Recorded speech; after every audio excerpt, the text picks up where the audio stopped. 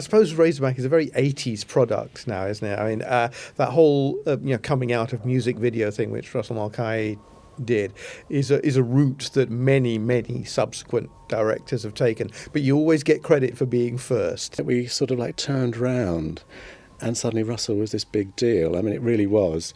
Video Killed the Radio Star, the Buggles video that actually made it for him. I think Ireland had a feeling that the record was going to do well, and so they were prepared to spend 10 or 15,000 quid. Neither of us know jack shit about making films or making videos. We really don't know anything, and it would be stupid if we try and do our own video. If we get involved in it, God knows what it'll come out like. Well, Russell started life as an editor, really.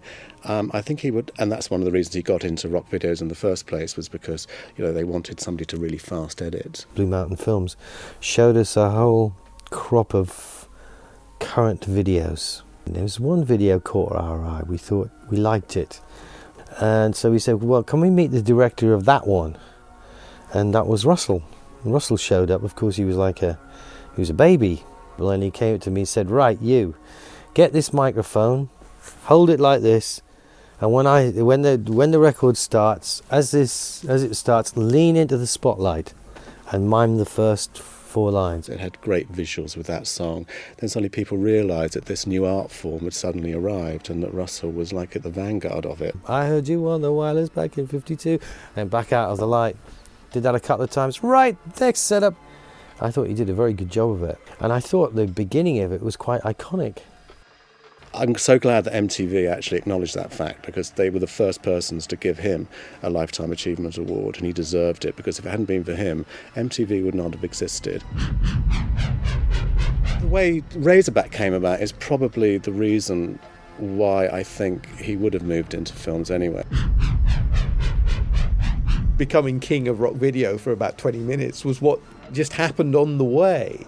The producer of it was Hal McElroy, and he was a big fan of Russell's Duran Duran videos, especially Hungry Like the Wolf. When Razorback came out, Russell Mulcahy was kind of an unknown quantity, except to people who followed these upstart new rock video things. It wasn't quite as simple as that, because I remember Russell had to choose between 2 scripts at the time.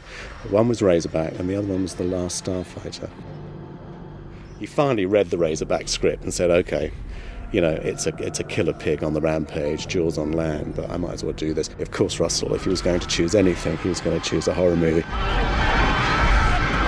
There's the obvious debt to Jaws. Anytime there's a big animal on the loose, we're talking a Jaws imitation.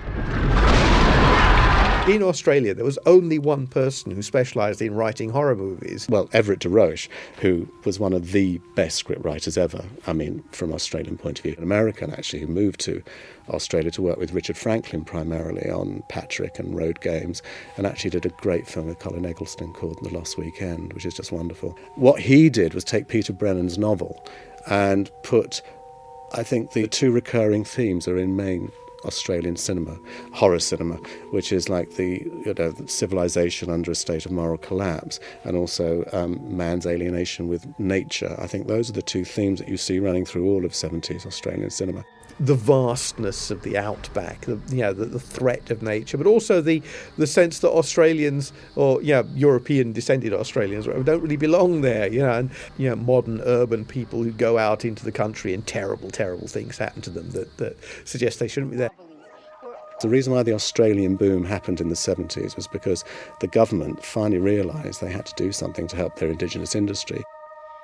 But what I think this adds to it is it combines that sort of eerie outback feel with the overdrive of the best American horror films of the 1970s. This is one of those films that, starts running. And he realised, I think, he could do something with the script more from a strange land point of view, because he hadn't been in Australia for so long. Therefore, he could add a new perspective on it. This draws on that stuff. I mean, it has a very specifically Australian outback surreal look to it.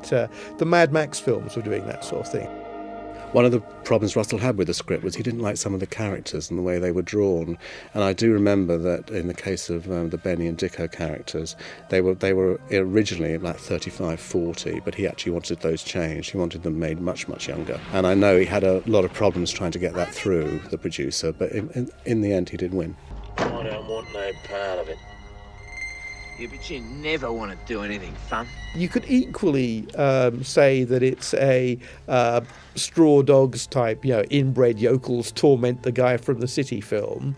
The actor he wanted to play the lead Carl was actually Jeff Bridges. He actually couldn't get Jeff Bridges. Gregory Harrison was actually in Australia at the time. Gregory Harrison, who's the star of Razorback, wasn't exactly a huge box office name there. I mean, I assume they cast him because they actually, they needed an American for the plot. Actually, if they'd cast Mel Gibson, for instance, an Australian, it would probably have been bigger. Australian Equity would only allow one American actor. I got an American out here! Hey, this is Gregory Harrison then didn't go on to have an enormously successful career, but that's one of the things about horror films. They're not always springboards. It's one of those debut films by an enormously talented guy, and you get the feeling that maybe he didn't think it was going to work out. Maybe he thought he'd never get another movie to do, so he puts everything in his first film. He surrounded himself with people he knew. I mean, production designer Bryce Walmsley was one of his old favourites, and he knew exactly who to get around him to provide the atmosphere and the right look. It was his very first film, and he was used to sort of video, and it was lasting like 2-3 day shoots possibly. But here he was on an 8-week shoot. I always remember him telling me that he arrived on set on the very first day with a notepad, thinking he was actually going to be taking notes. And at the time we all said, this is just an extension of the way that rock video is so hyperkinetic and controlled, and every sequence is edited within an inch of its life, and it's every shot, no matter how boring or functional it's supposed to be in plot terms, is beautiful and perfect. But no, I think that was just his the kind of filmmaker he later turned out to be. Russell's visual frames of reference are many and varied. I mean, it's often a case of you say, well, you use that from this film and you use that from that film, and they go, well, he never really thinks of it like that anymore. It's almost like he's absorbed it. It is so much a visual, oral experience. He would take ideas a lot from the stage too. He'd see sort of stage designs and the way sort of directors had visualised things on stage, and actually did often adapt those. I think the car in the tree scene defines Russell's style a lot. I mean, it's just ludicrous really, isn't it? But that's one of his best qualities, I think. He can take an image like that is just patently stupid and yet make it a real sort of design marvel, and you don't question, hang on a minute, okay, there's this flash flood, but surely it couldn't have got a car in that tree that high. Yeah, like the way that all the night scenes are backlit, as if there are like 5 searchlights somewhere, just to make this great effect. You think, hang on a minute, that's just complete, art design. There's no other reason for that at all. It's beautiful but grimy surfaces. I mean, it's terribly, terribly picturesque. All the horrible squalor and poverty looks wonderful. There's a sort of strange surrealness to its sleazy aspects. It's great. So you don't get many strangers up this way, huh? It's almost a celebration of that. Wakey, wakey, hands off Snakey. He was a very, very close friend of Toby Hooper's at the time. I do think that makes a difference. I think there's a lot of early death trap in the early part of the movie. In the rape scene, I think it's got a very nasty sort of viciousness about it that is rare for that particular era in a mainstream movie. I mean, you'd see it in like the Italian sort of video nasty type of film.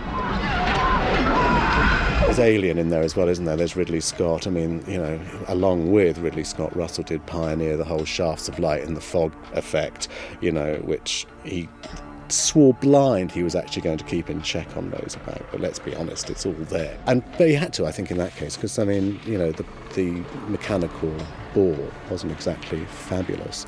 The film cost 5.5 million Australian dollars. That does sound a hell of a lot for that particular period. It actually wasn't, because when Russell arrived, he realised that half of that budget had already been spent on making this mechanical pig that actually didn't work very well. There was a mechanical rig called a two-man bore. There was only ever one man in it, which was used for, like, you know, the rushing at the camera scenes. And of course he could only film it from certain angles, otherwise it just looked like what it was like a horrible prop. The main location for the film, of course, was Mad Max territory, Broken Hill. I mean, that was the film that I think had been made just before it. It was freezing. It was very, very cold all the way through the shoot. You don't notice that, I don't think, but they were all freezing to death. I know he had a real tough time just from that point of view. He learnt a very major lesson on the film from Bill Carr, who plays Jake in the picture. Comes in very well prepared, you know, knows what he wants, knows how he's going to move. And of course there were some scenes he had with Chris Hayward where Chris is a completely different actor. He was very much of the improvisational school, and the two of them together did not gel at all. One thought and you're a hamburger. And when Chris tried to sort of improvise a bit, Bill just freaked out completely and said, look, I can't possibly work like this, darling. With proper actors, you had to sort of pay a bit more attention. He did learn that, I think, very, very quickly. One of the people who did make a massive career out of Razorback was actually the special effects man, which was Bob McCarran. I mean, he went on to do the zombies in Brain Dead for Peter Jackson, and then most recently he did the Matrix trilogy. The guy who came out of this film and did best was David Argue, who plays one of the psychopaths, who then proceeded to be a psychopath in every Australian film for the next 10 years. And I think he's still doing it. I think Razorback comes at the end of several sub-generic cycles, but it was also at the end of that sort of 1970s eco-awareness. All the films that in the 1950s would have had monsters created by atomic fallout, in the 1970s had monsters created by pollution. It is that sort of sense that nature has been abused by mankind and will fight back. And that's sort of what the thrust of Razorback is. It was always Russell's problem with the film when he read it at the end. He always said, essentially, it is a killer pig. God and the devil couldn't have created a more despicable species. I don't mind that it's about a mutant killer pig. I mean, if we're going to have mutant killer pigs, here's a good one. There were 3 endings that they were considering. Russell hated the original ending that was on the film, and he actually said, look, I will finance the shoot of another ending that you can put on. And Warner's and the McElroys refused to do this. I think that one had a lot to do with the fact that the Razorback was part of a family. You know, they've killed one, but oh my God, what about the others? You know, that was, I think, the original ending he wanted to have. Because it comes so late in these cycles, the themes aren't what it's particularly interested in. It's reached the decadent phase, as it were. What it's doing is going for image and effect. It's a way of showing, how degraded, modern life has become, is by just showing the beautiful surfaces. Barron and Russell especially, they were actually inventing a new art form. The fast edit, elliptical editing we see today in every zombie movie comes from that. You look at films pre-83 and they're actually quite slow. After Razorback, they actually get much, much faster. It didn't really connect with the mass audience, partly because I think it was exciting, but it wasn't that scary. You didn't come out of it as you did when you came out of the Texas Chainsaw Massacre. It's okay. Every horror film has to have humour in it. You've got to have some moments where you can actually pause and sort of take a breather. I mean, it's a cliché in the genre. It was about the time of The Evil Dead, for instance, and that was a film like that as well. A film which sort of used the furniture of genre.